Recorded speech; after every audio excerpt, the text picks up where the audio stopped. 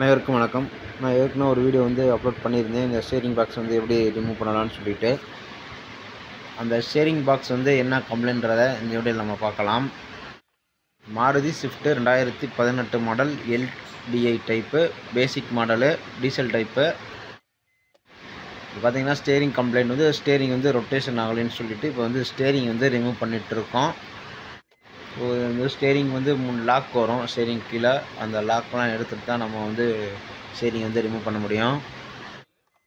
பார்த்தீங்கன்னா horn plus air bag வரும். இதில் தான் ஏர் பேக் வரும். ஸோ இது கழட்டுறப்ப ரொம்ப கேர்ஃபுல்லாக கழட்டணும். அந்த ஏர் பேக் வெளியே வந்துருச்சுன்னா நம்ம புதுசாக வாங்கி ஃபிட் பண்ண வேண்டியதாக ஒரு சூழ்நிலை வரும். பார்த்தீங்கன்னா ரொட்டேட் பண்ண முடியல, பாதிலே ஸ்டக்காகி நின்றுக்கிறது. இந்த மாதிரி ஒரு கம்ப்ளைண்ட்டில் தான் நம்மகிட்ட வந்திருக்கு. ஃபஸ்ட்டு இந்த ஸ்டீரிங் மட்டும் நம்ம ரிமூவ் பண்ண போகிறோம். இந்த கம்ப்ளைண்ட்டோடு தான் சென்னையிலேருந்து இங்கே வந்திருக்காங்க.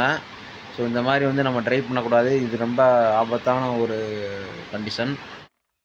இருந்துச்சுன்னா கண்டிப்பான முறையில் போய் நீங்கள் ஃபஸ்ட்டு உங்களோட மெக்கானிக் போய் பார்த்துருங்க. இல்லாட்டி கம்பெனியில் கொடுத்து என்னன்றதை செக் பண்ணிடுங்க. ஏன்னா ரன்னிங்கில் இந்த ப்ராப்ளம் வந்துச்சுன்னா அப்படியே ஸ்டக்காக நின்றுச்சுன்னா ரொம்ப ஒரு டேஞ்சரான விஷயம். ஸோ இதை கண்டிப்பான முறையில் பார்த்துருங்க. இந்த மாதிரி ஒரு கம்ப்ளைண்ட் வந்துச்சுன்னா ஸ்டீரிங் வட்டையை நம்ம இப்போ கழட்டலாம். இது கொஞ்சம் சிரமமானது தான். கொஞ்சம் மிஸ் ஆச்சுனாலும் அந்த நட்டு சலிஞ்சிருச்சுன்னா திரும்ப கழட்டுறது ரொம்ப கஷ்டம். ஸோ அதனால தான் 2 பேர் சேர்ந்து நட்டை இப்போ கழட்டுறாங்க. தம்பி இந்த மாதிரி அடிக்கிறாப்புல பார்த்தீங்கன்னா, இந்த மாதிரி அடித்தா தான் அந்த ஸ்டீரிங் கொஞ்சம் மூவ் ஆகி வெளியே வரும். ஸோ இதை கழட்டுறப்போ எல்லா வயரிங்குமே இதில் தான் இருக்குது. அதாவது இண்டிகேட்டரு, லைட்டு எல்லாத்துக்குமே இதில் தான் வயர் இருக்குது. ஸோ நம்ம ரொம்ப கேர்ஃபுல்லாக தான் கழட்டணும். ஒவ்வொரு பிளாஸ்டிக் கழட்டும் போது கொஞ்சம் லாக்லாம் நிறைய இருக்கும். கொஞ்சம் மெதுவாக தான் கழட்டணும். அந்த லாக்கு உடஞ்சிருச்சு, அந்த பிளாஸ்டிக்கில் உள்ள லாக் உடஞ்சிருச்சுன்னா நம்ம புதுசாக மாட்ட வேண்டிய ஒரு சூழ்நிலை ஆயிடும். ஸோ பார்த்து மெதுவாக கழட்டணும். இருக்க 2 ஸ்க்ரூவுமே கழட்டினீங்கன்னா அந்த இண்டிகேட்டருக்குரிய அந்த ஸ்விட்சு ப்ளஸ் இந்த ஃபைபருக்கு வர ஸ்விட்சு எல்லாமே இதில் தான் ஃபிட் ஆகும். ஸோ இதுவுமே ஒரு கொஞ்சம் சிக்கலான விஷயம் தான். இந்த லாக் உடஞ்சி போச்சுன்னா இதுவுமே நீங்கள் புதுசு மாற்ற வேண்டிய ஒரு சூழ்நிலை வந்துடும். ஸோ இதெல்லாம் கழட்டுறப்போ கொஞ்சம் கேர்ஃபுல்லாக கழட்டணும். 2 சைடு உள்ள கவரை இப்போ கழட்டியாச்சு. நெக்ஸ்ட் பார்த்தீங்கன்னா அந்த ஸ்டீரிங்க்கு வர அந்த வயரிங் ஃபுல்லாமே இப்போ ரிமூவ் பண்ண போகிறோம். ஹெட்லைட்டு எல்லா சுவிட்சுக்கு வர வயருமே இதுதான். ஸோ இது ரொம்ப கேர்ஃபுல்லாக கழட்டுங்க.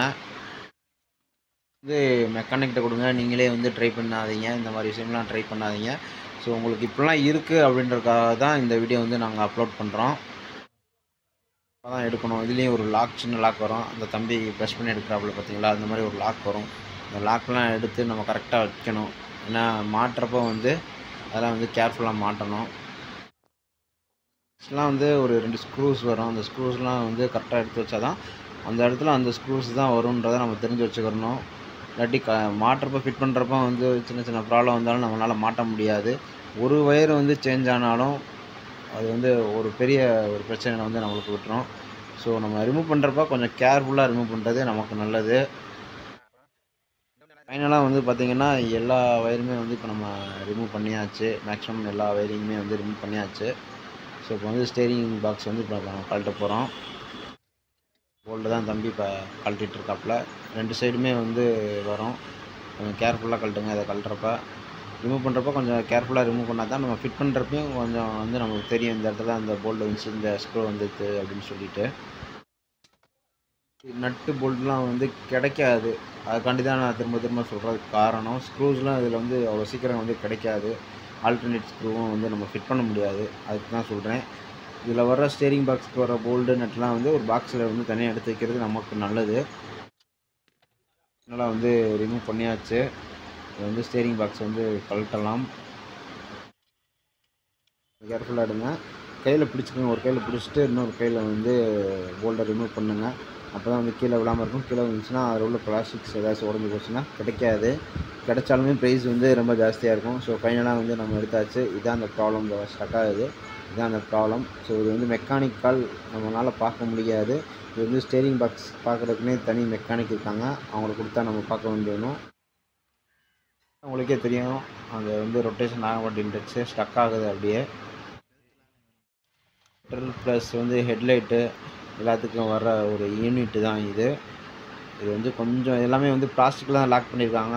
ஸோ இது வந்து ரொம்ப ரொம்ப கேர்ஃபுல்லாக வந்து நீங்கள் வந்து ரிமூவ் பண்ணுங்க.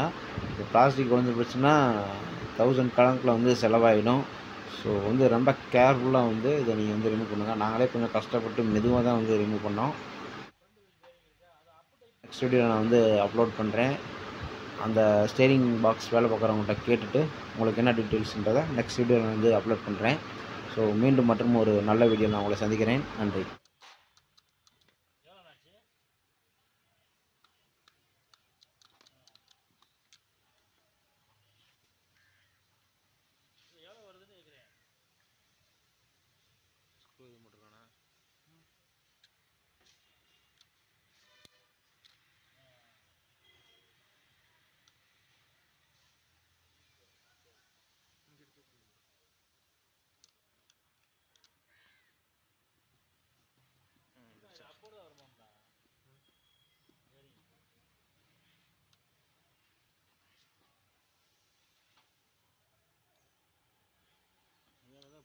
பிடிக்குதா? இங்கே இங்கே பிடிக்கிற மாதிரி இருக்குது. கிரீஸ் அது.